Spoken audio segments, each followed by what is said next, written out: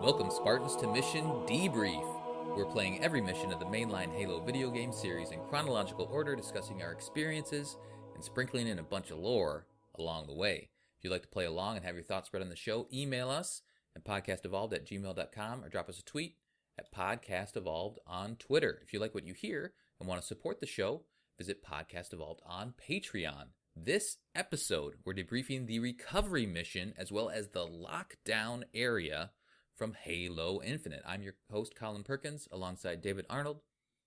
Hello, everybody. Matt Salvatore. Ahoy, ahoy. And Krista Brown. Glibnub is life. That it is.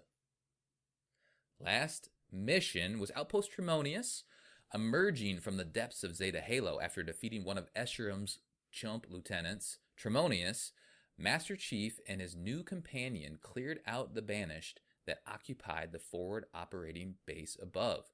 The two reunited with the pilot and convinced him to help follow a distress signal located a few clicks away.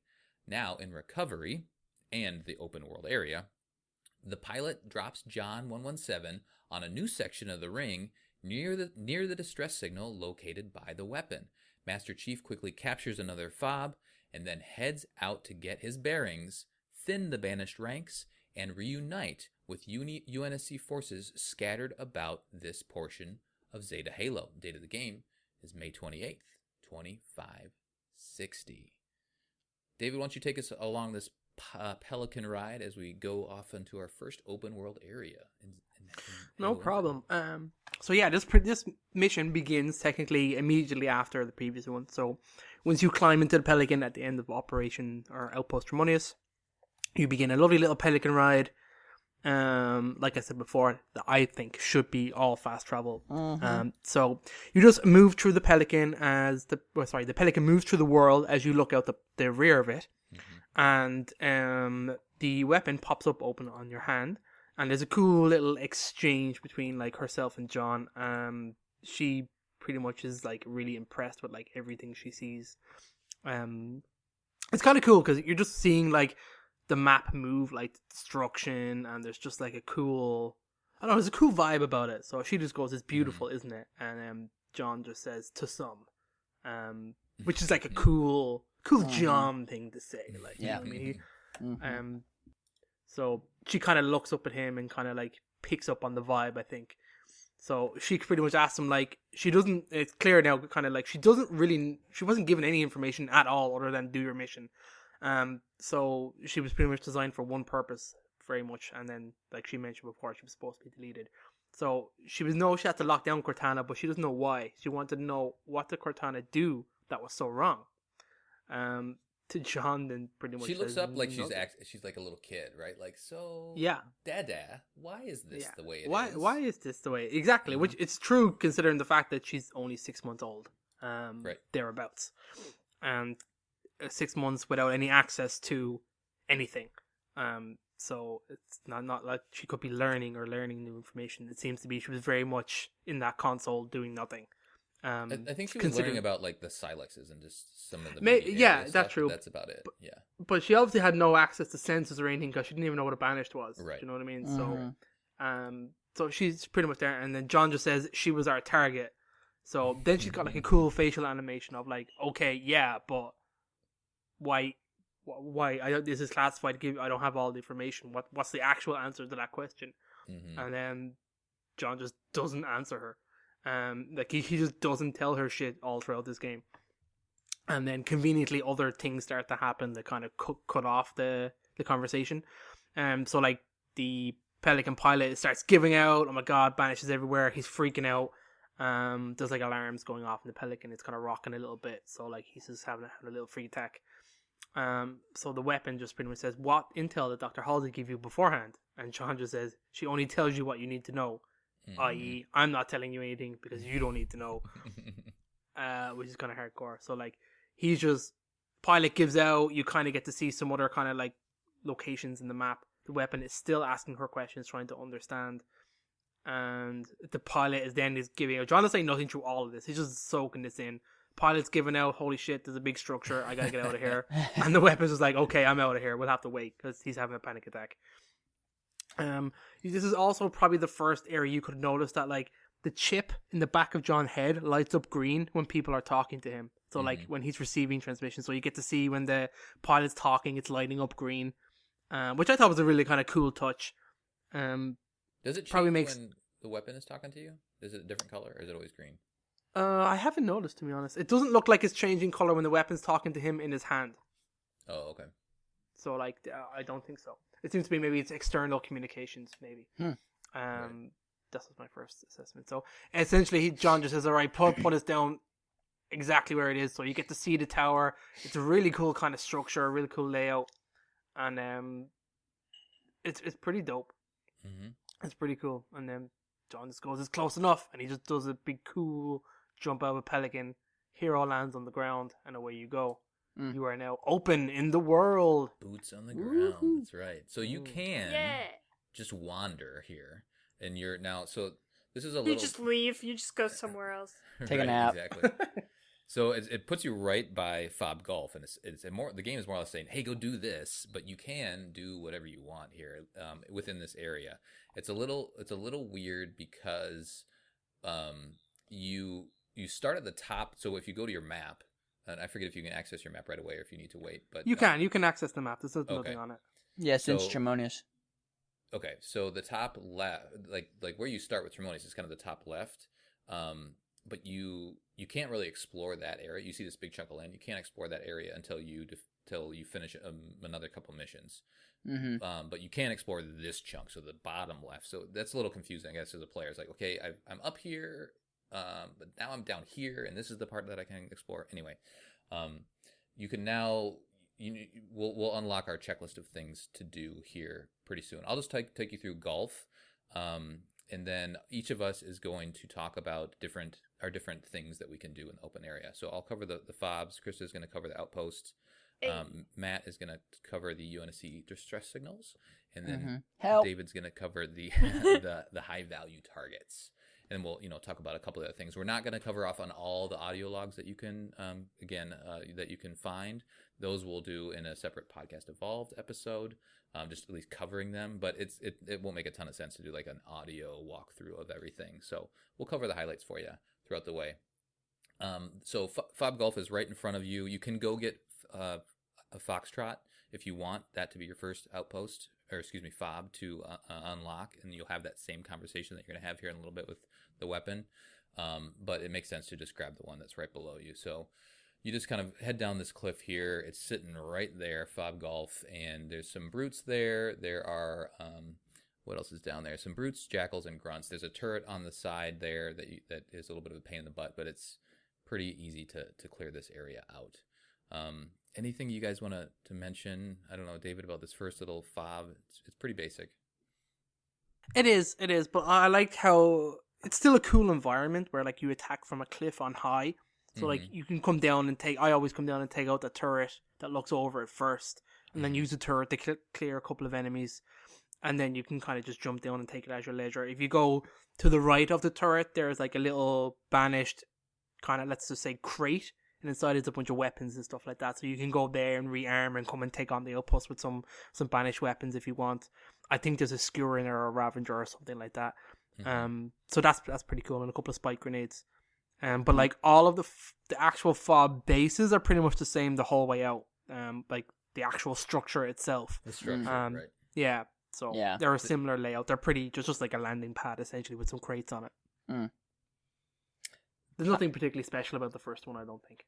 Which is kind of interesting, and I think I was talking to this with Tom about this, whereas the fobs are not really like a defensible, strategic military position where it's like there's no defense system. Like, imagine if you could like go get power seeds and like power up your defense system.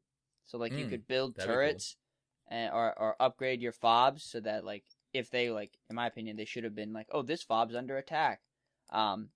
You could go and like rescue the fob or build defenses, maybe a little more Halo was too. I think the funniest thing that'd be cool. I think the funniest thing about this mission is like the pilot's like, there are banished everywhere. Holy crutch. And then I was like, when I was playing this, I'm like, oh my gosh, they're gonna drop me into this, I'm gonna get killed right away. So you drop down and there's literally no one around. and I'm like John Travolta, like looking around, like trying to figure out where everybody is, and I'm like, oh, so he's prone to like a little exaggeration where he's like, there's everywhere. Yeah. So, There's like two people. He was Oh flying my above, God. right? And he saw everything, and then he dropped you off nearby. Yeah. But yeah. I was just I was waiting for it to be like. I was waiting for like to be like completely swarmed upon. Yep. But Chris, no. anything you want to add to the first fob here? Fob experience? No, I mean, it's pretty basic, like we were saying. I mean, just a couple guys. You kind of just roll up in there, kill them all, and then, you know, you get the explanation for the fob, which is cool, but... No, it's you know, it's this one. Some of the fobs have some interesting encounters. This one is not one of them. Yeah, exactly. The idea So you of hop being down. able to call a vehicle though is actually kind of nice. Like I like that as a concept with Oh, the yeah. fob. Like I think that's cool. That it opens up to fast travel and vehicle. You know, you can acquire vehicles there. I think that's a neat little aspect, especially for an open world. Yeah, totally. Adds a lot to it. I'll cover up on And that. the pilot will like comment on what you're bringing down. Yeah. Like later on in the game, you can obviously do more powerful vehicles. So if you order a tank, he's like, "What the fuck are you planning to do with this?" And then And it's funny, if you order a second tank, he's like, "What? The other one wasn't good enough for you?" Or like whatever. Oh, Like, really? It's pretty. Yeah, like he didn't. Once I didn't do ordered enough a damage with tank, the and first he one. was like, "This tank's name is Sheila." I was like, "Oh." Oh, good. Did he say it? Oh, that's cool. I like when you order a wasp and he goes, these things are like these things can't take damage at all, but so he's like Yeah, calling He's out like funny. these things suck, but good luck. I think he said something like that to me before. Like, I'm glad you're flying it and not me, or something like that. I think he said Right. to me once. Yep. That's funny. Yeah. Before we can call in all that stuff, we do have a little dialogue from the weapon. So you clear out the area, you plug her into the console, and then she pulls up your map, and she's like, "Oh, here's all the stuff you can do." Doesn't she? I think she talks shit about the Banished and talks to them like really not smart. Or was that the previous one? No, it's this one, and it's really great. And she's like, "I'm just going to push. There's the banished AI. I'm just going to push him over there because he's really not smart." And I was like, "Oh, this is cool." She's total sassiness of like of like hacking and stuff. I love her confidence. And So you're just, kind of all her plugging into quips. their battle net, I think. Yeah. Which we've heard before in previous Halos. And so their battle net is essentially like the local internet, right? And here's all the stuff that you can do, and so your map starts to populate with things. It's your chatter. Right. And so, as I mentioned before, the things that populate onto... I guess you also can grab an audio log at each one of the fobs.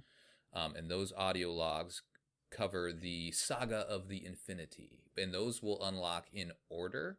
So if you don't have to unlock or grab those audio logs in specific order. It's just each one you grab will give you the next chapter of the Infinity. And so we'll talk Which about is that. really nice.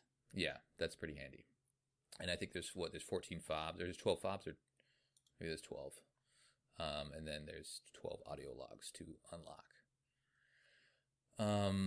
So on the map, so this is a little bit interesting here. So it shows you all of the collectibles around the area on the map specifically. So it'll show you, let's see, for each, so you go to your map and you like kind of mouse because I was playing on PC, you kind of cursor over in the area, it'll show you like the list of things to do. It'll show you the Mjolnir armories, and it'll show you how many. It'll show you the Banished audio logs. It'll show you the Spartan cores. It'll show you the skulls. It'll show you the UNSC audio logs, so it'll show you the number of each that you need to get. Eventually, it'll show you the Forerunner artifacts. It won't right away. But once you find one, then it'll show it to you. And then it'll show you the number of propaganda towers. So the Glibnub, amazing audio, I don't know, just cuts. So good. I hate So good. that song. Yeah. Roses are red, blue team is... We'll have to figure out a way to cover those because they're just so good. What it won't show you, it does show you, at least on this initial one, but it won't show you the high value targets until you get near them. Right? I believe that's how it works. No, they'd show them automatically. No, it shows up. The fob shows them up.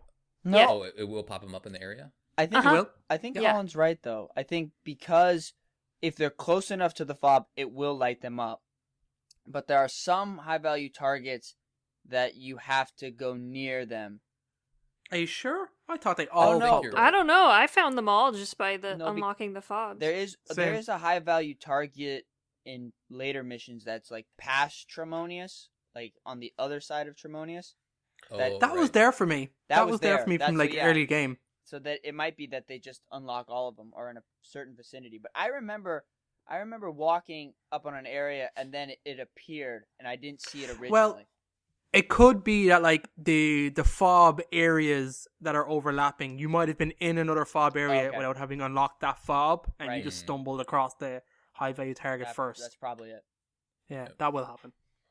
Oh, good point. Yep. Okay, so there's the high value target. So maybe those do show up when you do unlock the fobs. Then you have the UNSC distress signals. Those don't show up unless they're like in your area. So there's two specifically, maybe a third one here. There's 4 total here, but a couple of them don't show up until you actually get close to them. And then the banished outposts, I feel like those don't show up until you're actually near them as well. No, some of them are there. Like she calls it out to you. I Of think like, it's oh, both. there's This one a she does. yeah, but- yeah. There's 1 or 2, and then there is a few that I think you stumble across. Yeah. All right. So now you have your populate your map. Also, when you capture Fob Golf or Foxtrot, you'll get the mission complete little designation on your screen. So that is kind of recovery, because you do get a mission complete, but maybe the mission complete is for Fob Golf. I don't know. Recovery is a weird mission because it's like a multi-stage mission. We won't cross it off our list completely until we do the tower, which we'll cover in the next episode. So I do want to cover off on a couple things. So we already talked about kind of calling down the ordnance, as they call it, at the fobs. So once you unlock a fob, so the first fob was Outpost Tremonius, and we got Valor for unlocking that, or for completing that, and we got 350 Valor points. The more Valor you get, the more things you can unlock at the fobs, or the more ordnance you can call in. So completing a mission, you will get 350 Valor. Completing an outpost, you'll get 100. Destroying propaganda towers, you'll get 10 Valor. And then for saving the Marine squads that are scattered about, you'll get 30 Valor. So your total the total amount of Valor that you have will accumulate over the course of the game, and then you can call in new and better things. So you first start out with just being able to call in a mongoose and a pistol, a sidekick pistol, because those are the kind of 350 Valor mark. I'll go through everything you can do. I've categorized them in vehicles, marine reinforcements, which are just additional marines that'll be at each fob, and then the weapons that you'll get. So I'll just go through this quick, just so we have it documented. But the mongoose, from a vehicle standpoint, is the mongoose for 350 Valor, the razorback for 500, the warthog for 800, the gun goose for 1400, the scorpion for 2000, the wasp for 2600, and then the rocket hog for 3200. Which I never really use the rocket hog because it's way at the end. I will have to say I think these are not ordered right. Like the rocket hog should not be the last thing you get. Yeah. Mm-hmm. It feels like Well, what's the especially point? since there's no co-op, why would you want to get into Warthog anyway? Oof. Well, Krista. Oh my The god! Marines. How dare you? The Marines are the the Marines star are of this game, dum-dums. Krista. They're the No. star. All right, I will critique the Marines here in Halo Infinite. They don't shoot. They take forever to shoot. You have them on They're- a Be gun. able to direct them. No, but like are- you have them on a gun, and they're like, "Oh, there it is. Okay, I guess I'll." On the turret. Yeah, they just take forever to actually like engage the enemy, and they never pick the enemy that's like the most threatening. Like, oh, let's go shoot that grunt. Never mind the ghost that's bearing down on us. Mm-hmm. I know what you mean. Yeah, they are very slow to engage. But you put those Marines in know. a Razorback, and they're like, yeah, the Razorback is the correct option to play this game. Yes. But like also like they're not. Their AI is a little bit weird. Like they don't get in vehicles, which is something I think is weird in this game. Yeah, they don't drive them. Because they don't drive the vehicles. They'll only get in. And I do really wish you had a Yeah. kind of like a way to direct them, of like issue a simple order to like go here or shoot a specific enemy, Mhm. even if it was Yeah. like a D-pad direction. Because you That have would be waypoints. You can set waypoints, right? Mm-hmm. You can set waypoints on your map, and then I think in the multiplayer you have a kind of a ping. Oh, that's Don't you right. The do- ping is multiplayer. But that's only a multiplayer. Yep. Yeah, because that was a Halo 5 mechanic where you could say, like, hey, blue team, go shoot the Warden That's what Eternal it was. all Yeah, at the same time. I think they should have kept that. I wish they kept some of the squad stuff there. Mhm. But anyway. Maybe co-op will bring that. Oh. Ooh. Ooh. So the other thing you can unlock is Marine Reinforcement. So it will add one Marine of this type once you get to this level of Valor. So the first Marine that you get at 450 Valor is just an Assault Marine, which is an AR. He's holding an AR, he or she. The next one is a Breacher Marine, which has a Bulldog, and that's 650. The next one is a Scout, which is holding a Commando for 1,000. Then Heavy Assault with the BR 75 is 1,200. Then you get a Sniper Marine for 1,600, and then a Demolition, which is the rocket launcher, for 1,800. So you eventually will get 6 Marines around each outpost. And when you fast travel, they'll just kind of be wandering around. Some will be on the platform, some will be off to the side. And then you can load them up into your Razorback or however you want to use them from there. They also don't get out of the way of the drops all the time. So Nope. you can drop a Sometimes wasp they or- try and sometimes they epically fail. Like I've Yeah. seen a Yeah. dude dive into it and then just be crushed by whatever was dropped. So. Yeah. Yeah. On Goodwill Hunters. He couldn't handle being on a Halo anymore, Right. He had enough. On Goodwill Hunters fob, he actually has a Marine being crushed. Yeah. He did an amazing Mega Constructs mock of the fob, and one of them is like he has a wasp in the middle of it, and there's like a dead Marine right underneath it. It's So- hilarious. Yeah. The other thing, well, here I'll mention weapons, and then we'll go back to the Marines here. So the Marines, so at the weapons, there's 4 crates, which is probably for co-op. There's 4 crates where you can then, I guess, what David said, maybe 3D print all of these weapons at your leisure. So They don't explain it, but I wish they did. I wish they spent a Yeah. bit of time talking you like what was actually happening here.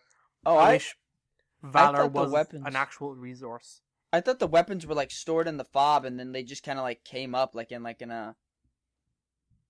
You know what I yeah, mean? I think Like, there's like a Marine under the fob, and he's like, Yeah, he's like- got this room full of Yeah, stuff. what do you and he's want? like- What do you want? it's like he's- that orange juice commercial where like they're sticking their hand through and then like some guy runs in a field and gives them orange juice.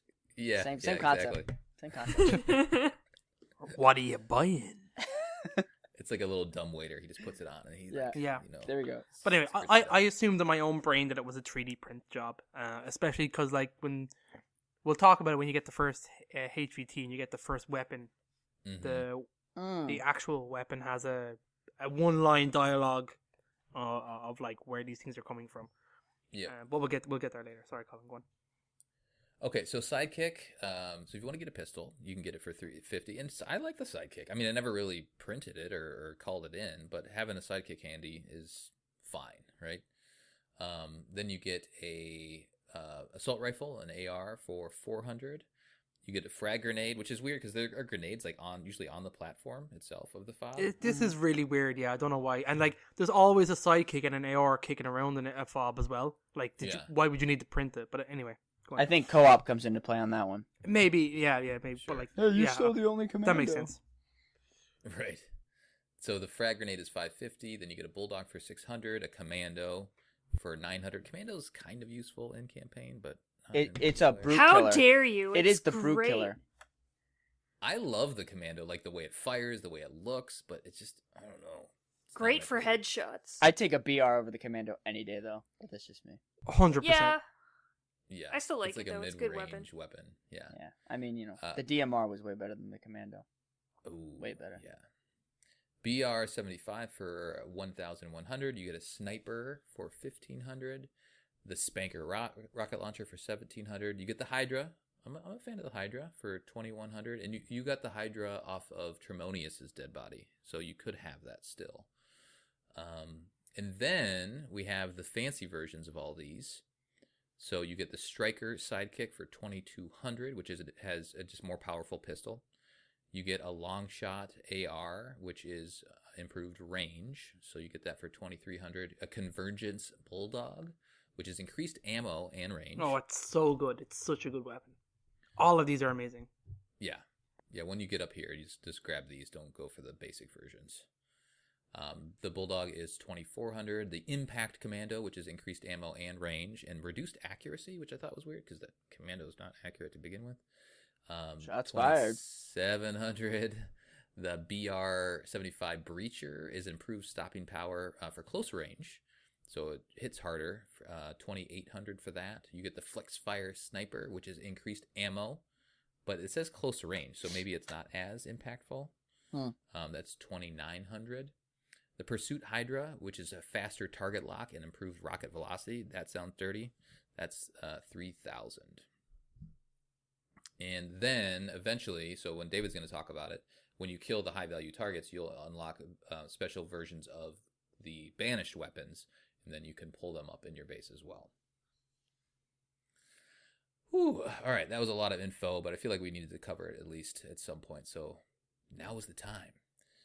All right, so we have Gulf captured. The mission is kind of complete, but we're going to wander around. I'm going to go talk about Foxtrot really quickly. Foxtrot is off to the left, not too far from Gulf. It's just south, I guess, of the tower, if the map is indeed like north and, north, south, east, west.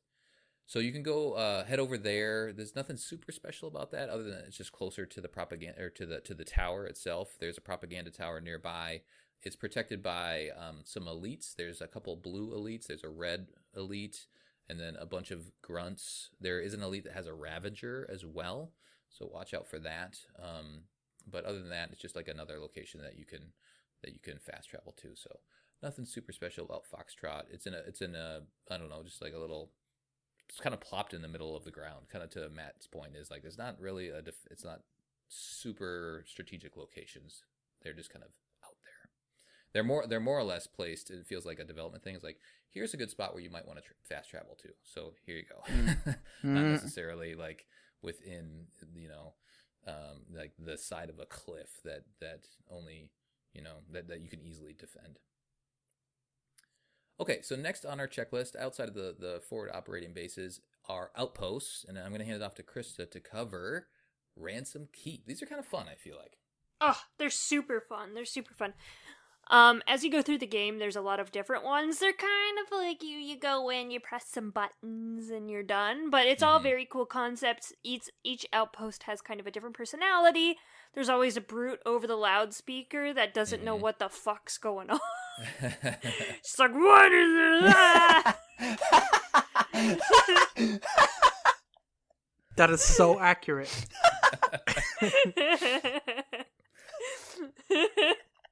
So it's every single outpost they're like screaming into the mic. Right. It's really funny. So Ransom Keep is a fuel deposit, so there's these huge fuel towers, and once they notice you're anywhere near the base, they lower them. And you're That's like, right. okay, well, I just gotta raise them back up by pressing this one button, and then explode them. Can you just shoot them from afar, or will they go down once you start shooting them? Do you know? I don't know. I've never tried that. You I've never probably tried could it get too, yeah. one or two. Mm-hmm. I feel like you could probably get one, like a double rocket off maybe before they retracts all of them. Right. Yeah, it You would could have probably to do be one, a I think. meaty weapon, though, definitely. But once you get into the fuel deposit, you can go around. There's about 4. I think there's 4 or 5 towers you gotta get down. I think there's 4. Yeah, I think Good there's number. 2 There's 2 right next to each other, and then there's one on either side of the main base. Mm-hmm. So all you really gotta do is press the button. The fuel cell will raise. A bunch of alarms go off, and then what I did is I just threw fusion coils at them. Nice. And then maybe like a sticky grenade, because the spike grenade and the sticky grenade both stick to the fuel cell, so you can just stick a grenade to it and explode it. Every time you explode one, the brute again yells over the loudspeaker. And as you're there's a bunch of enemies all over the place. There's brutes, there's a lot of elites, grunts, jackals. There's a couple jackal snipers on the different various buildings, so be sure to take those out because they will just... They know when your shields are down and they know when to fire at you, so be careful about that. As you go around and destroy these fuel cells, they start dropping in enemies, so every once in a while some drop pods will come down, or maybe a phantom will come down. The drop pods are really cool. When they drop down, they explode, which is such a banished thing to happen. They do. So you can see the red line too, like so you know where they're gonna drop, right? Mm-hmm. Yeah, there's a little like dot on the ground, so they'll kill you if you stand there, Colin. That's why there's a red dot. That's why there's a red dot. Yeah, you'll get completely crushed. So you can go away from that. Usually they contain some brutes with shields or something like that, which is something kind of new. We haven't seen the game just yet, depending on what you do in this open area. So you some get brutes some with skirmishers shields in them too. Yeah, I think there are a couple skirmishers, which is really cool to see them come back again. Of course, I think it was Halo 5 that they started adding jackal dialogue, so the jackals do talk in this one too, and they just kind of squawk and scream at you. And the skirmishers do that as well. They got the little shields on their forearms. They're very cool. Yeah. So you'll see the skirmishers running around, you'll see jackals running around, lots of brutes, some elites. Once you get all of the fuel cells destroyed, the weapon's like, oh, they're also making equipment. They're taking UNSC equipment and they're repairing it or making excavation equipment out of it. And as you walk around the base, there's like piles of pelicans and broken tanks and stuff. So as you're going around getting these fuel deposits down, you do notice stuff like that around. So there are two equipment areas that you need to destroy that are manufacturing all the excavation equipment and other supplies for the Banished. One of them is kind of small. That's the one I usually do first. So it's a little bit of a small building. You go in there. There's a shield raised, and it took me like 10 minutes to figure out how to get this shield down my first go around. Thank you. I'm glad I'm not the only one. I'm like, I went on top of the building. I'm like, where is this thing? Went back down. There's a little scaffolding right above the door that is very hard to see. So you gotta scan it, right? Yeah, you can scan it, but it's hard to determine whether it's on the top of the building or not. So height is a really hard thing with the scan, because like you could be scanning and be like, oh, there's a Spartan core, and then realize, oh, it's in a cave under me. Yeah. It's hard to determine at times. So once you get the shield down, there's not really anyone in there. There's a couple grunts. You go in there, you destroy it, and you're like, that was easy. And then out of nowhere, a shielded elite with a sword just fucks up your shit, bro. These elites, the elites that are camouflaged are really powerful in this game. They are bitches.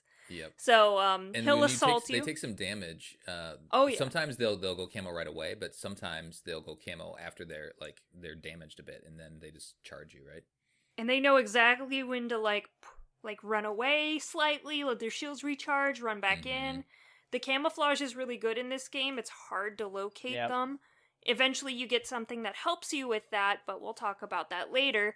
But they're hard to track, they're hard to find.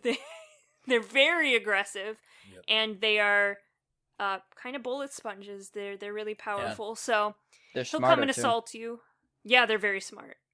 So he'll come and assault you. Once you get done with him, you can go to the main repair bay, and you'll notice that there's a big present for you in the repair bay. One of the best things you've ever found. Because there's a fully working tank. Unfortunately, you get the fully working tank at the very end of this encounter, so you don't get to use it, really. But you can take it out of the base or come back to the base when you feel like you want to have a tank. So you destroy that repair bay. Again, another camouflaged elite comes and tries to assault you, but at this point you can literally just leave because your job's done. So you can just walk away. Dust your hands off. Yeah, you're like, no, I'm kind of done with this place. You can stay here with the tank. I'll be back later for it. Nope. Thank you. It's 5 o'clock. My shift's ended. I'm out. Sorry. So, it's really fun. All these keeps are very cool. There's a lot of different variety. And it's also fun because it's like a big epic battle every time you go into one. So you can always expect some really fun action.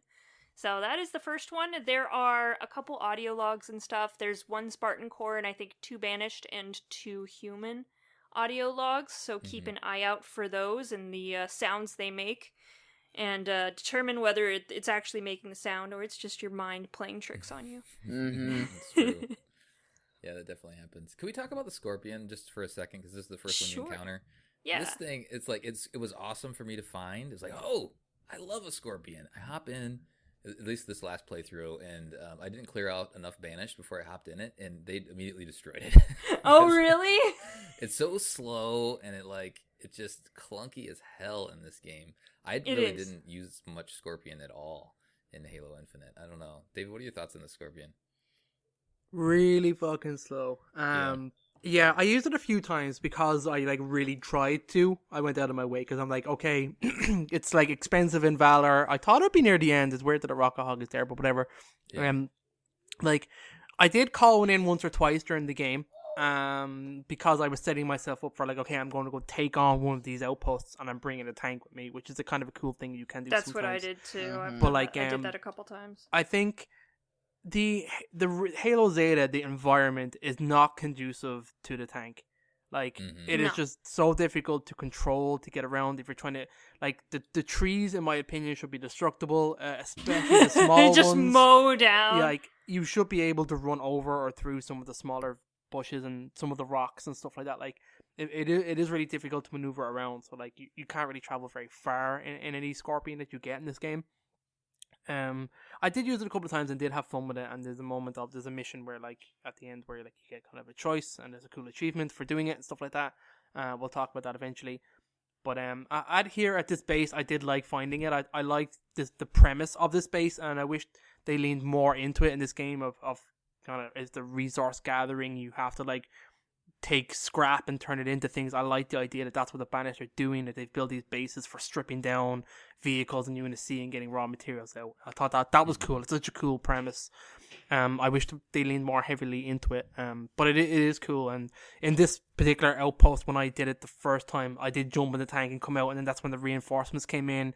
I think I took out a couple of pelicans. I was on fire by the end of it. But I loved that little kind of moment of okay, yeah, they've got reinforcements, but I've got a tank, and this was cool. I then tried to drive it to the next area I was going to, and was immediately going no, this is just painful. I'm out of here. Right. So that's my tank experience. I think it's a larger critique about the vehicles in Infinite, whereas if you're staying on the main road, they're fine. But you come up on a part where there's a pebble in front of you. Yeah, a pebble, literally. You ain't getting past that. You're in an all-terrain vehicle suspension system. Nope. Nothing. Yeah. That's even my opinion with the ghosts. The ghosts should be way more versatile, and they're terrible. Well, because they're supposed to hover over everything, so they shouldn't even be. They shouldn't even be touching it. Stuff like that. It should. The gravity feature should conform to it. So no matter what you're going on, it should be able to go on it. Aside from maybe a vertical. Within a certain limit, but even older Halo games, you could do a little wheelie, little kind of a ramp just to give yourself a little bit of boost to get you over small things. I mean, the fact that that's gone is bewildering to me because of how Zeta is laid out, essentially. I found that the hardest part with the Scorpion was turning. Turning was yes. difficult. It's so dumb. I can never figure out how to do it. I'm trying to turn the turret and the body's moving. I'm hold on, no, you stay there. And then I'll try to turn the turret, and I'm wait, why am I leaning? Why am I leaning? I'm no. So you try. It shouldn't be this difficult, damn it. Literally, I got one stuck on a tree and got out and called another one. I was just I'm not dealing with this. I did that once. I was going after an HVT, and there was 2 little barriers in between. And so I tried to get the Scorpion to go in between. I must have been there for 15 minutes. I'm okay, doing a 10-point turn here. I'm right. Okay. Austin Powers. It was frustrating. Yeah, it's disappointing because I love the Scorpion, but it just feels there's not enough open it's an open world, but there's a lot of stuff in the way, right? And the Razorback makes it kind of unnecessary. Yeah, Razorback's so good. Exactly. So, Okay, so we've had our Scorpion discussion. Unless, Krista, you're feeling frustrated too with Scorpion? Kind Oh, of blah? yeah, it's just, I used it a couple times to storm bases, but other than that, I'm like, no. It is really fun when you storm bases, though, because you have to Yeah, go it in the is. base and lower the gate. So you get to, like, lower the gate I like and that then there's pop in I your like that there's a Scorpion. little mechanic to that. That there is Oh. like, oh yeah, I jump the wall, I open the gate, I get back into my vehicle and bring it Yeah. into the base wreck shop. That's cool. I really like that the base is like the barrier is down. So if you like time it right, you can get your mongoose or warthog over the gate before it closes. Oh. So I remember Ah. I came up on it and they're like raising it and I just ran up and it just caught the back wheel, but I still made it in. So I kind of like That's cool. flipped into it. I'm like, yeah, man, Van Diesel over here. Felt great. It felt great. I felt great. I felt like I am the boss of this entire game, The other thing with Scorpions is your Marines don't get on it. which sucks. No, they disappointing. don't. Yeah. Yeah, I feel they'll like if only they get in had the that- turret and that's it. Yeah, I would have been okay with it, but the fact that they just walk nearby it is, I don't know. Also for co-op, wouldn't that be awesome if your co-op members could sit on the tank? Yeah, like a little spot for you to sit down. I love it. All right, so we've covered the outpost here, Ransom Keep. Now let's cover the distress calls, and there's a couple different versions of them here. So there's 4 here. I'm going to hand it off to Matt in a second, but some of the distress calls are like the red smoke that we saw in the 2018 trailer, right? So they're actually in trouble and they're like fighting. And then there's other distress signals where I don't think you see the smoke and they're just captured, but you still like sense them, or the weapon will say, "Hey, there's some Marines in trouble nearby." Right. So there's 2 of each in this one. Right. So the first, so if we're playing where we get dropped at Fob Golf, if you look to the right of you and you go climb up a mountain, grapple up a mountain, you'll encounter Boxer Squad, and this is a squad that is captured by the Banished, so you can free them. The cool thing about Boxer Squad is it's obviously it's on the mountain, but it's got a really nice view of the tower. So after you're done, you kind of just look, and there's the tower. The next, if you go down the mountain, continuing down to the right, you'll real quick before you keep going. So the Marines, they more or less want to be freed, right? So they're captured by some, I don't know, energy thing. And if you can just leave them captured and clear out the area, but if you do, they'll like say, "Hey, Chief," they'll have dialogue the same more or less, like, "Get me out of here because I want to go and kill the Banished with you." Yeah, over here. I also like that they're invincible while they're captured. Yes. I like that because So then you can just wreck shop with grenades and not have to give a fuck. Oh, as opposed I didn't to like, realize that. yeah, if you rescue them, they're possibly going to die, especially if you haven't cleared out some of the bigger enemies. Right. Like no, I think Marines even on Legendary can take a bit of abuse in this game, which is good. Yeah. So like they're not weakly, but like when you immediately rescue them, they just have pistols and they try and scavenge weapons. So if I'm rescuing Marines, sometimes I have a purpose for them. So like I actually want them to live. So I might not rescue them till I they're actually done. want them to live. And the thing about this though is that after, so say you do clear out all the enemies, after you kill the last enemy for this, it will automatically free the Oh, that's cool. I forgot the about that. Marine. okay. So like it's almost like someone was the last person you kill had the switch that was like keeping the the restraints on. So like it was a dead man switch. So once he dies, it unlocks it. And I think that was so that if you didn't kill everybody and then you kind of just left the Marines in prison, you just walked away like, Right. I'll see ya. Well, except once you free them, they won't stop following you. Yep, it's true. It's like, stop, leave me alone. You'll get this little like blue sphere reticle thing on top of them that shows like they've paired up with you. And sometimes you'll hear like dialogue where they're like, "Form up on the chief," or "We're with you, chief," or what? It's like, just because I saved you doesn't mean we're friends. I remember once there was this time where I was like, it's quiet. You know, Zeta's pretty quiet, but like this Marine walks up to me and I didn't totally expect it. And she just goes, "Forever grateful." It scared the daylights out. I'm like, Where'd you come from? I'm like, "Wow!"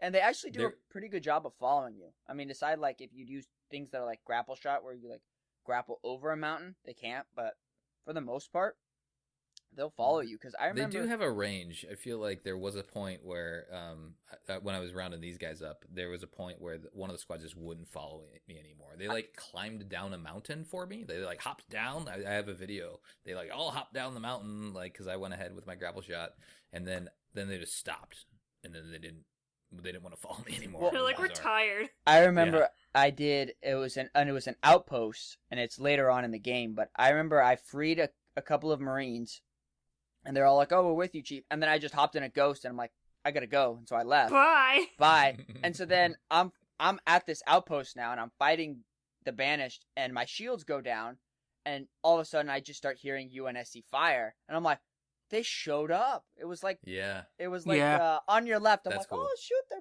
back. That's super cool. Just a note here. It sounds like, based off conversations with Joe Staten, that mechanic specifically, it was one of the things that they improved upon in the year delay, is just how those Marines interact with you. Oh, totally worth it. Yeah, exactly. Okay, so then going down the mountain. So like, I guess if you went, over the mountain and through the hills, you'd eventually find Cayman Squad, which is near Boxer Squad, just down the mountain from it. It has a very nice view of the spire, but it's separated by a chasm. There's a down. Spire's not there yet. Oh, well, there's something there then. And then there's the and then so yeah, it is separated by a chasm, and then there's a downed pelican there, and then this is one where they're actually fighting. So you come across them and they're fighting the Banished. So it looks like the pelican went down and the Banished came to get him, and so they kind of clustered around the pelican to kind of hold it off. So that's kind of neat. There's a Razorback around there too, which is slick. So Oh you yeah, can't call it in yet. Yeah, And this was my Razorback my first moment of this game is incredible. When I got that rest with this squad, got all 6 Marines into a Razorback, and was like, oh my god, Drove I off had a like cliff. a thing clicked in You're my safe brain. now. Yeah, immediately crashed it and flipped it. But like, Right. it immediately became apparent to me the strength of this, because I then took those Marines and those Razorback and went to the tower on my first playthrough, and then like you get the achievement for doing that, for bringing Marines that you rescue into a main mission. Oh, Oh, cool. really? I should yeah. probably do that. Yeah, have you guys not done that? You're not playing this game, Craig. God damn it. No, I don't give a Um, shit there- about the Marine. There is God damn it, Krista. there is a really cool piece of dialogue that the weapon says, where she goes, "Oh, we freed another Marines. They're alive. Hopefully, we see them back at the fobs." And I really like that line of dialogue, because it shows like, oh, where did all these Marines at the fobs come from? Oh, well, they're Marines that you've rescued that have just regeared. Mm-hmm. Yep. That's cool. So then next up, with Fob Golf, we went to the right. Now, if you get back to Fob Golf and go to the left and kind of come down the map, we will see Carrera Squad, and that's near this bridge that is down at the moment, so you can't hop onto the other side of the map, but it's near that vicinity. It also has an Atriox tower in it, so David mentioned the Atriox towers around it. This one's on like it's really no like prominent landmark features around it. It's literally just like a rocky side of the hill, and so you come up on these guys, and there's not much to it. It's not like there's the bridge near it, but it's not like previous ones.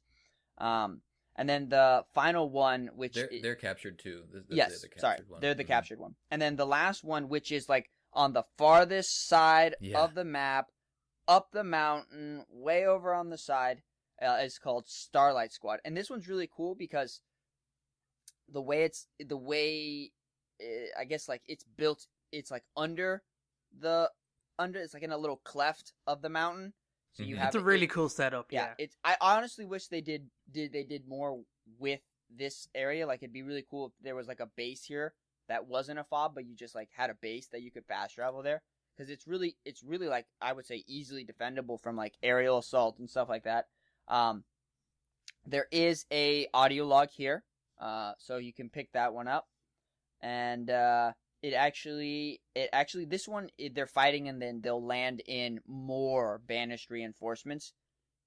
within so Yep. that they'll attack you. So it's like, oh, you cleared it, now there's more. So this one's probably my favorite. It is a pain to get to because there's no fast travel, and at this point we don't have aerial vehicles, so you're just kind of hoofing it with your grapple hook, and you're just kind of making the trek to it. But it is a really cool area. I like it. You can see a guardian off in the distance Yeah. you Yeah. can. from down here. And I guess we'll just cover it now. It's not really a spoiler, but we never really come over here as a part of the mission or the campaign. It feels like maybe there was something that was cut or something that, I don't know, it's just like there's this big chunk that we never really do anything with outside of the Starlight Squad and a couple of collectibles. Only thing it looks like is that the Marines at one time were using this as a base, or at least they are, and they were attacked. Mhm. But it does seem like there was something more planned for this area. Yeah. But All right, let's Those are our go- distress calls. Thank you, sir. Very nice. And so there are a bunch in the next area. Well, there's a lot more of this stuff in the next area, so we may end up doing two episodes. But let's cover off on the high value targets. So David's going to take this one. Yeah, so one of the optional game mechanics you have are these high value targets, like Colin mentioned. They are like sub commanders or sergeants of like various different races, and each of them will give you some valor and will give you a unique weapon. Some of them are pretty cool. Some of them are, what's the point of doing this? Are they considered the Hand of Atriox, or is that only like No, these aren't Escherons? the hand. The Okay. hand are like 5 specific people, like Jaga, Okay. the 2 brothers, probably Tremonius. I'm not sure if he was in the hand or not. Gotcha. They don't really lean on it, but I don't think any of the high value targets are of the hand. So the first one you get is, well, I guess the first one, you can go either or, your own opinion. There is Briglard, which is a grunt, and it has the, he looks like the grunt mule, essentially. He has that red armor and a bunch of weapons on the back. He's got like a picture. So here is some of his, they come with a nice little bits of dialogue, little bits of lore associated with them, which I really like. They kind of build you in, and like the weapon normally has a couple of bits of dialogue around them in terms of this guy's real nasty, or he's got a bad rap sheet, or careful with this guy, chief, or whatever. So the first 2 you encounter aren't particularly interesting. So the first one, like I said, is the grunt. We have one of the most disturbing reports from recent encounters with the Banished concerns an Ugai known as Brigard. The grunt gained notoriety near the end of the Covenant War in the Great Schism, where his vicious and often sadistic behavior on the battlefield earned him a high priority target designation by the Arbiter and his allied forces. Briglard joined the Banished after the war's conclusion, where his macabre infatuation with violence and his affinity for the Jirahane, whose ruthlessness inspired his own, has earned him great respect amongst his peers. He has been known not to just kill UNSC personnel at rates far outstripping other Ungai, but to do so in horrific and disturbing ways. Which kind of sets up a real interesting character that doesn't really play out that well in the game. Right. Because it is essentially just a grunt with a health bar. He doesn't have a shield. He's got a name. He has. You just a go thing. up to him and she's like, "Oh my god, he's horrible. You should be Oh my careful." God, and this then is you like horrible. one shot him. You're like, "What?" Yeah. It's kind of like an interesting one. He has an unbound plasma pistol. I'm not really sure what the difference is with it. I think it's just a bit more powerful. I don't It's know more if it's powerful. working. They say it shoots like a shotgun, but I don't yeah, I think didn't so. use It that just much. fires like a normal. I picked it up today just to see what it. Can I think of anything? I think Aaron It played with it a doesn't- bunch, and he had some good luck with it, but I didn't use it much. There's not really too much to it. You can also find it in near Outpost Tremonius. It's like on a cliff. There's a dead grunt off on the side. It's there. that has it as well. Interesting. The Yeah, I like. unmount, yeah. Yeah, that's interesting. You have all of the high value targets have a little plinth, a little kind of like thing that has like a scan almost of the weapon just floating in space, so you can go over and pick it up. They also have it equipped on their person. He is surrounded by a bunch of kind of other grunts and other kind of like brutes and stuff like that. So he has a group of people just around him on this kind of hill. It's an interesting enough area to attack and fight, but like I said, killing him in particular is very easy. Yeah. Like Chris has said. And the unbound plasma pistol is a bit of a wet, so you're not going to be too bothered with it. Like I mentioned before, when you pick it up, the weapon has a cool piece of dialogue where she says, "Oh, did you see that modified weapon that value target has? I've just made a scan of it, so you can request it at any other any other fob. You should really thank the person, but you just killed them, blah blah blah." I like that. That's the only piece of dialogue around explaining where your weapons come from. I like the idea that like the weapon sees something unique on the battlefield, scans it, and be like, okay, now we can use this ourselves. I like that. As opposed to like being like you get something and bring it back to a fob, that would have been kind of cool mechanic for like larger vehicles or something like that. I know kind of Borderlands 3 actually has that mechanic where you take vehicles in the open world and bring it back to a vehicle spawn point, and you then can use that vehicle yourself. You can then spawn it in and stuff like that, and that's how you unlock skins and stuff. I like that. I wish kind of Halo did something like that, but even that one-liner is a nice real way around, okay, that's what's happening, and then I think that kind of explains that if you have a schematic, you're making it somehow. So in my brain, it's okay, you're 3D printing them back at the fobs. That's what you're doing when she gets these schematics. So that's pretty much it. I don't know if anyone has anything they want to say about this guy. He's kind of meh. Yeah, he's just funny. It's just hilarious. His posse, his entourage is harder than he is.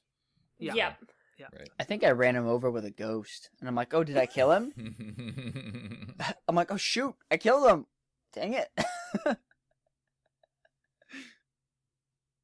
All right, next one. Yeah, the next one we have is by far the most interesting of the two, and a little bit more when I actually looked into him of who this guy is. So we have Orko Vagadon. So he is actually a character from Halo Sacrifice, which is a short story that came with a crazy Walmart version of Shadows of Reach. So I still actually haven't read this, but it's a short little story that actually sets up Halo Infinite a little bit and has this character in it, which is kind of cool that they brought him into the game as a high value target. So he is equipped with the Duelist Energy Sword, which I think is just a stronger normal energy sword. I don't think there's anything crazy about it. His bit of dialogue is, for the last decade of the war, Orko was considered one of the most lethal infantry assets in the Covenant, was granted the title of Blade Master by the Minister of Resolution for his remarkable combat ability. So Vagadon hailed from a long line of sword fighters and repeatedly defied odds, surviving even when vastly outnumbered.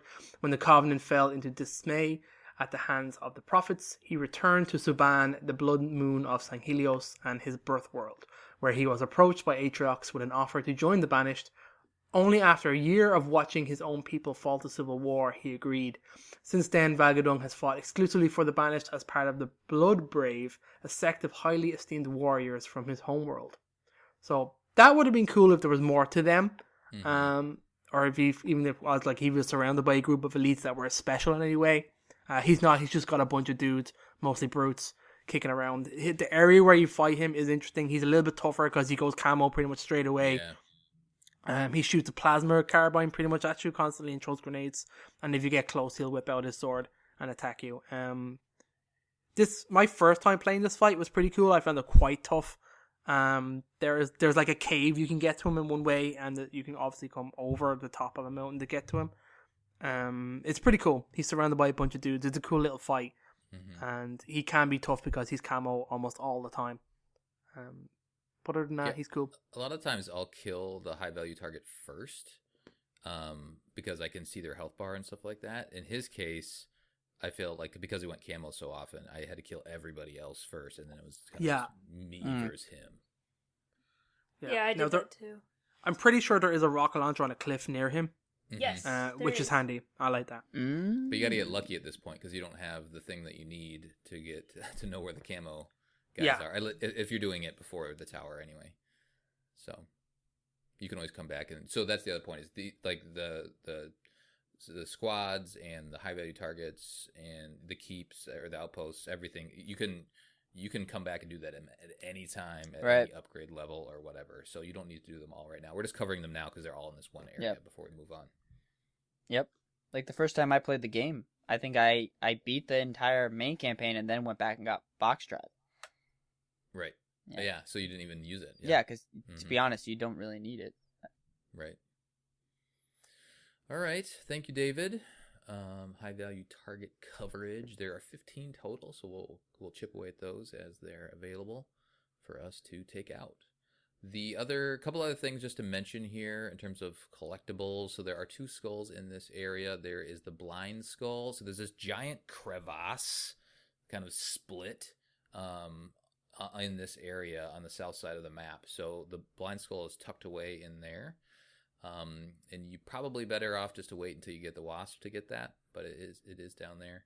And then the I would have been your daddy skull is on top of the tower, which we will cover on the next episode. Easter eggs. There's a couple. I want to mention it now too. Is there's dolls around the map, and you don't get anything special. You can just find them. There's no achievement or anything. But there is a Master Chief doll on a cliff here, kind of by one of the squads. I think it's by Boxer Squad.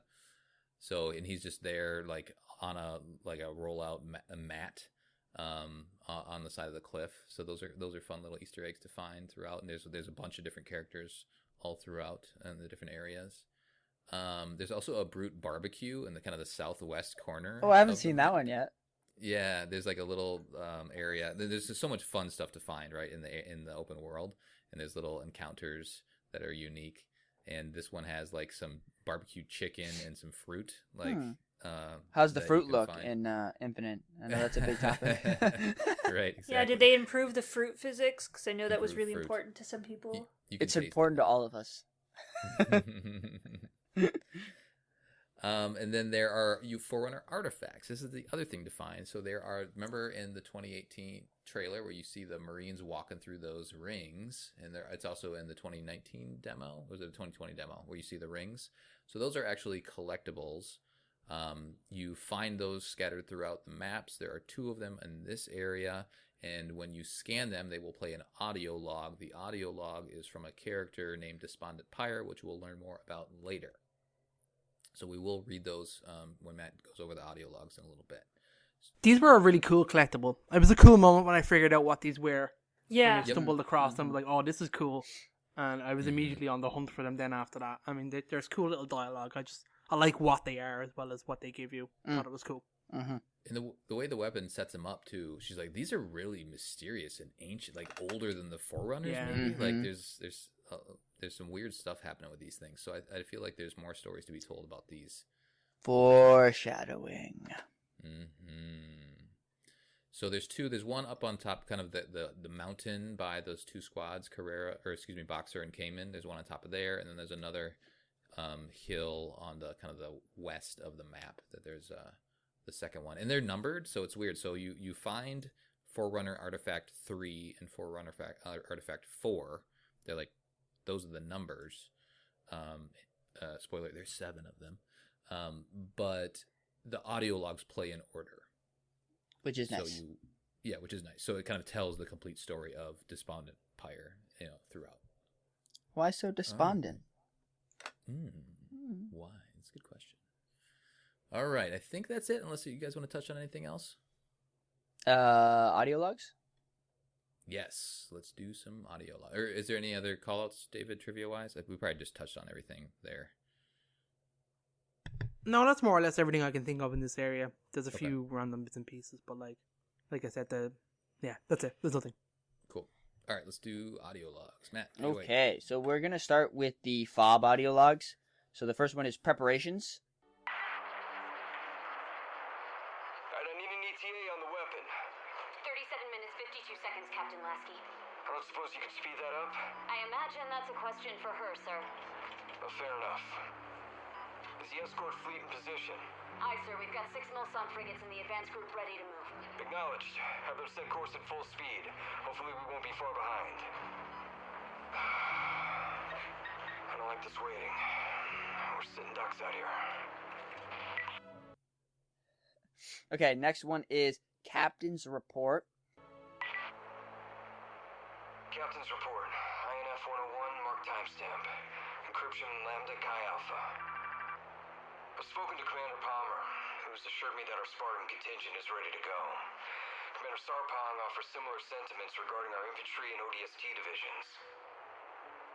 Spartan Lock is already well underway with the next stages of Breaker Trip, but each time out, I wonder if we've pressed our luck too far. And now, of course, comes my favorite part of my day. Debriefing with Dr. Halsey. The good doctor's unquestionably brilliant, but at an ever-increasing cost. So we'll continue to uncover what happened to the Infinity. Or I do like how this calls out like Palmer, because a lot of you're like, well, what happened to Palmer? What happened to Locke? Like they call out a bunch of stuff to touch on, I guess, later. Right now we're focused on what Chief is up to, like in game. This one really very clear makes it that the ODSTs and a good number of Spartans were doing other things, like they weren't on the Infinity.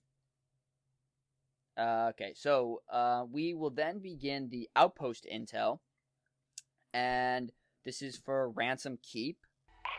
Brother Arak, our scouts have identified 2 key sites that seem quite promising for excavation.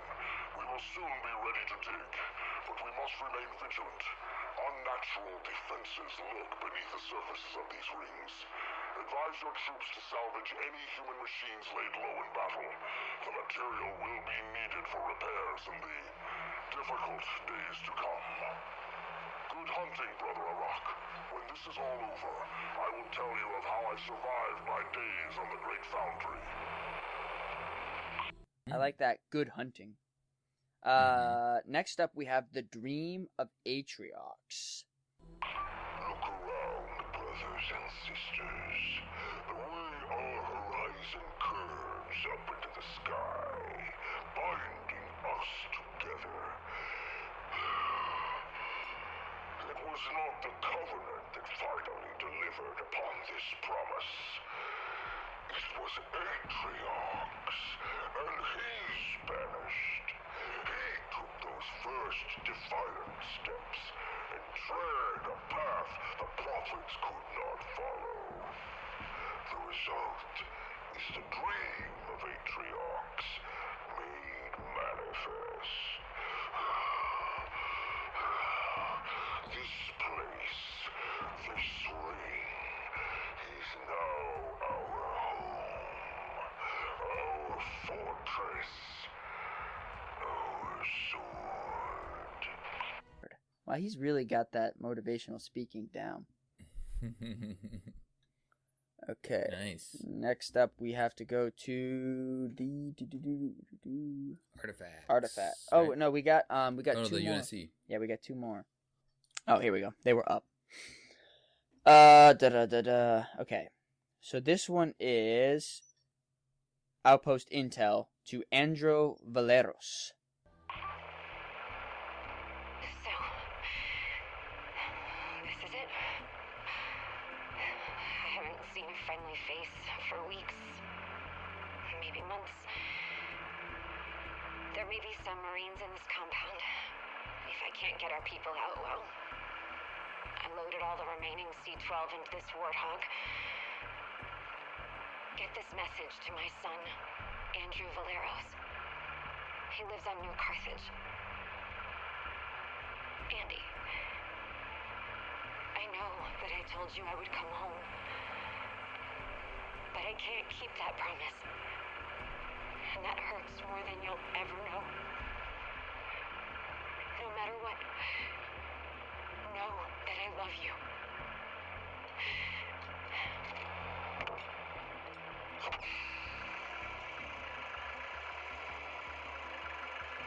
Find my son. Tell him I died saving others. Tell him to never lose hope. Another message meant for home, but we don't even know what direction that is anymore. Astronavigation is still trying to recalibrate, but one thing is certain, we're no longer in the Ephes system. During the destruction event, something or someone moved Zeta Halo. Ooh! Yeah, that's kind of cool. Ooh, something moved. So I it. think what that comment that mentions is, remember how you see the Halo at the very beginning of the game, and then you see a planet? Yeah. But that planet's no longer nearby anymore. Like you would have seen that somewhere in the skybox, so you don't see that anymore. Oh, okay. The Halo itself moved. So that's what happened. So, like, obviously, when you scan for Infinity, and Infinity's not in the region, so everybody that bailed on Infinity and got onto Zeta moved with Zeta, and they just left all the forces behind. Yep. Oh, I didn't hear That's this. interesting. I never put that together. Yeah. Cool. Okay, Cool. so that explains pretty much every question I've ever had about what happened to the Infinity. It just got left behind in the rubble. Potentially, yeah. Like Whoa. if It might have Cool. been destroyed though, because that's what they were the Banished have been boasting about. they- But I who don't- knows? I don't think they'd know though, because like Yeah, Eshram, if the if Zeta like yeah, the opening blinked cutscene, out of they existence. yeah, kicked well, the shit out of it, and then Zeta moved after the big explosion. yeah. So they haven't gone back to And figure out what happened. Eshram and them are stuck on Zeta, right? Because the Tremonia said we're stuck out here. Yeah, I don't think Andrew Valeros or this family doesn't seem to have any larger connection to the Halo universe. I think it's more or less just saying, hey, like these Marines miss home. Yeah. Like, there's just adding some humanity to all this. Oh, for sure. It certainly does. It's a very moving kind of thing, you know, like this person was willing to, you know, last ditch effort here. Next one is Making Ends Meet, field survey of salvage site. 4 days ago, I linked up with some Marines who had observed the Banished collecting and salvaging UNSC hardware at a nearby outpost. First I've heard of them doing that, but if the Banished really are as stranded on this ring as we are, they might be running low on raw materials and recycling UNSC scrap to make ends meet. Obviously, they're not going to build a fully operational Wraith from a Warthog chassis, but our equipment could still be plenty useful if they get creative. Let's see that they don't. And I think that's a great lore reason as to why you don't see a whole lot of Wraiths zooming around on Infinite. Yep. All right, and then lastly we have the artifacts. The outpost intel, it's very often kind of specific to like what's going on in that outpost. So I think it's really good. Just adds a ton of context Right. to what's going on the ring. It's cool. It really is cool. Mm-hmm. Artifact 3, so that's the one we find. They played in order though, so start with the first one. Oh, so it would be Artifact 1. It's just It's Artifact 1, yeah. Even Oh. though you find Artifact 3 and 4, plays- that's like their number. The audio plays in order. Okay, that's what I was curious about. I'm like, Artifact 3 plays Artifact 3 log? No. Yeah. Okay. How many years have I been here now? 2,000 or 20,000? Longer? Does it even matter? Why did my makers entrust me with this installation? As its custodian, I feel there is much that I do not know, or that has been kept from me. Its history is complicated, constantly rewritten. But why? There is much to learn, and if nothing else, I have time. Ooh. He kind of, Despondent kind of sounds like going through the same kind of questions that 343 went through. Mm-hmm. Yeah. Artifact 2. I continue to be impressed with the intricacies of this installation. Trillions of systems working in harmony, forever shifting, adapting, an ecosystem to preserve life, and when necessary, destroy it, for the greater good.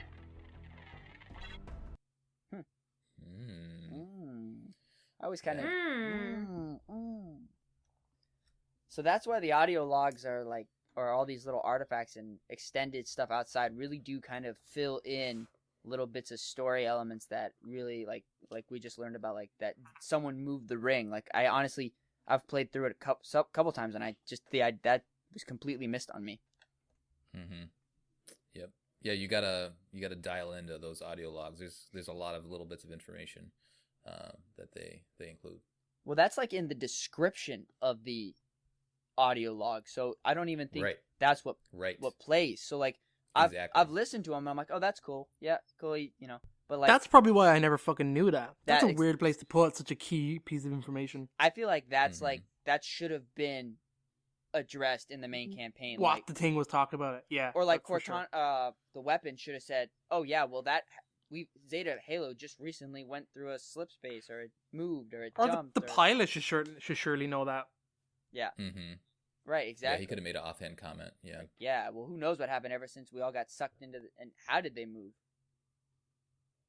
That's another question. I guess it has something to do with those. Probably the explosion itself. Yeah. You know, like caused such a big force that it just shot it off into space.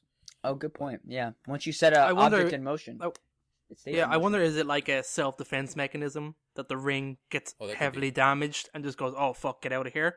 Yeah. Oh, good point. That's a good point. It jumps closer to the arc for repairs. Possibly, yeah, Mm. to something like that for repairs. Or, yeah, I don't know. Yeah. Ooh, maybe it's on the way to the arc. Ooh. Ooh. All right, we are getting long, so let's do our community questions and get out of here. Krista, do you got Discord up? I do. Colin on January 14th, 2022 at 3 p.m. says, you upgraded your scanner. It used to only highlight audio logs, vehicles, weapons, etc. It now identifies blank in your surrounding area. Oh, Parentheses. boy. Question for Mission Debrief, Halo Infinite, recovery mission, and lockdown open world area. Alright, so Matt says, spent shell casings, no help whatsoever. Chad Smith Dad says MILFs. DeSudo says spent MILFs. Toki McPot says squirrel nuts so I can steal them. And maybe buried acorns too, I don't know. And then the pesky bird says banana stashes for Craig. Very nice. Beautiful. Facebook, David. Colin Perkins, admin, January 14th at 7:59 p.m. You upgraded your scanner. It used to only highlight audio logs, vehicles, weapons, etc. It now identifies blank in your surrounding area. Question, Mission Debrief, Halo Infinite, Recovery, Mission, and Lockdown Open World Area. That's a terrible name. Alright. And he has a picture of BR, just a picture of, like, Chief of the BR. Good work, Colin. So, There's some highlighted stuff. I actually made that myself because I ran the Did you? scanner, did a Ooh. screenshot, so you can actually see. oh, good call. Yeah, good shout out. Good Oh, shout out. nice. All right, so we have a lot of comments in here. So here we go. Matthew says, the banished restroom / dropping. Seriously, where did they poo? In the woods, man. In the woods. Dayton says, nipples. And a picture of a grunt DJ. Dave says, weed. Alan says, food. Jonathan says, podcast episodes, which it kind of does, technically.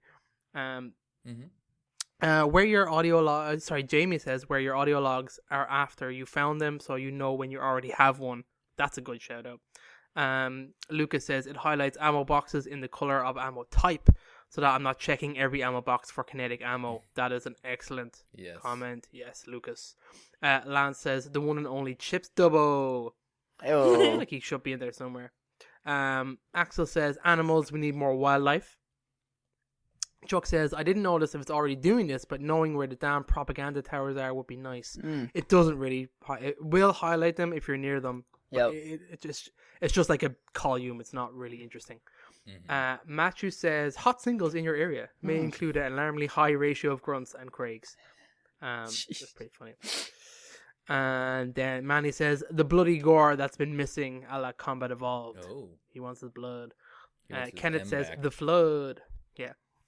Caleb says, booty. Colin says, this is the correct answer. That is the correct answer. Dickie says, the button on Chief's suit that chucks him off. You know it exists. Doesn't, Dickie. We got rid of it. Brad says, the location of the asshole that keeps calling everyone about their car's extended warranty. That's very specific, Brad. Very specific. They're everywhere. Storm says, where the skulls are at. And the goddamn toilet, knowing Chief is probably going to take a dump. Blah. Yeah, pretty much.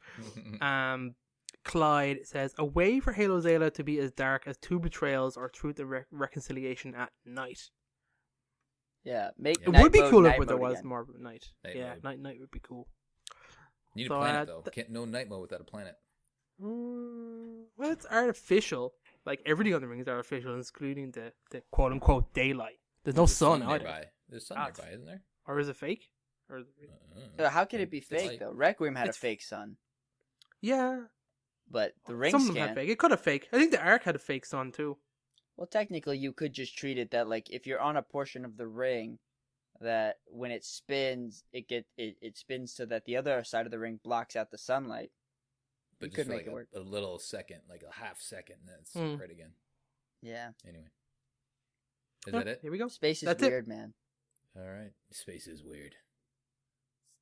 All right. It's not very everybody, thank nice. You can't just talk about people's faces like that. Thank you, everybody, for responding. Those are always fun. That will do it for our debriefing.